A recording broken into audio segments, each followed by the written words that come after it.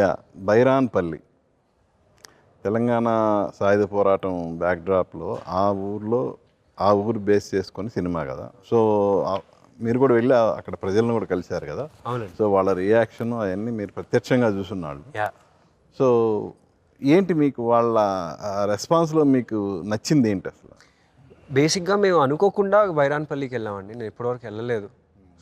ఒక 1.5 ఇయర్గా 3 ఇయర్స్గా కానీ వెళ్దాం అనుకుంటా, బట్ ఎప్పుడు కుదిరేది కాదు. బట్ మొన్న వరంగల్ వెళ్ళే దారిలో నైట్ అక్కడ ఆగాం.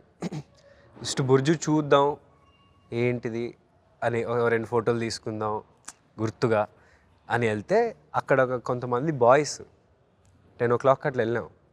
పల్లెటూరులో 7 గంటలకి అందరూ పడుకుంటారు కదండి.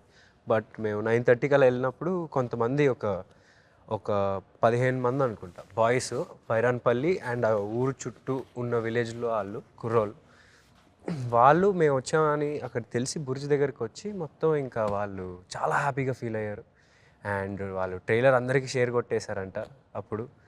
సో అండ్ వాళ్ళకి గుర్తు రావాలి, వాళ్ళకు ఒక ఇది రావాలి, వాళ్ళ ఊరికి ఒక గుర్తు రావాలి అని వాళ్ళు చాలా సంతోషంగా ఫీల్ అయ్యారు. అండ్ మాతో కూడా వాళ్ళు కొన్ని ప్రాబ్లమ్స్ అయ్యి చెప్పుకున్నారండి జనరల్గా. అండ్ వాళ్ళకి మేము హైదరాబాద్లో సినిమా చూపించాం.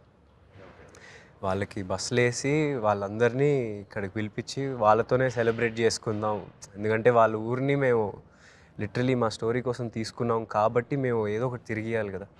సో వాళ్ళని అందరినీ వాళ్ళ రెస్పాన్స్ ఏంటి?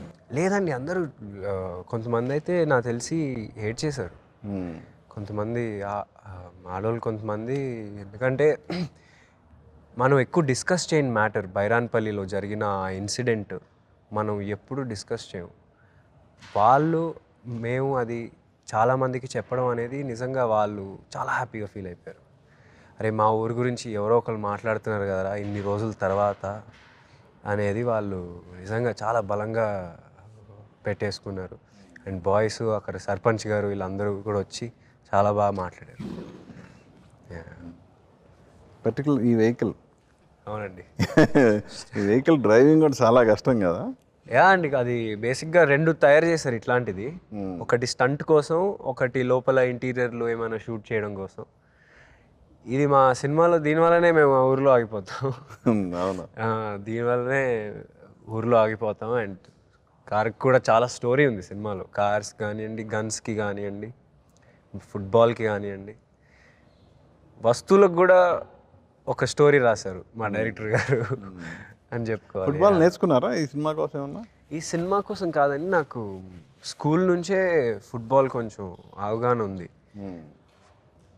అండ్ ఈ సినిమాకి జస్ట్ ఒక 3-4 days ప్రాక్టీస్కి వెళ్ళి మేనేజ్ చేస్తే వచ్చేసిందండి. లైక్ ఆల్రెడీ వచ్చు కాబట్టి, స్పోర్ట్స్లో ఇవన్నీ వచ్చు కాబట్టి ఇంకా అది పెద్ద కష్టంగా అనిపించలేదు.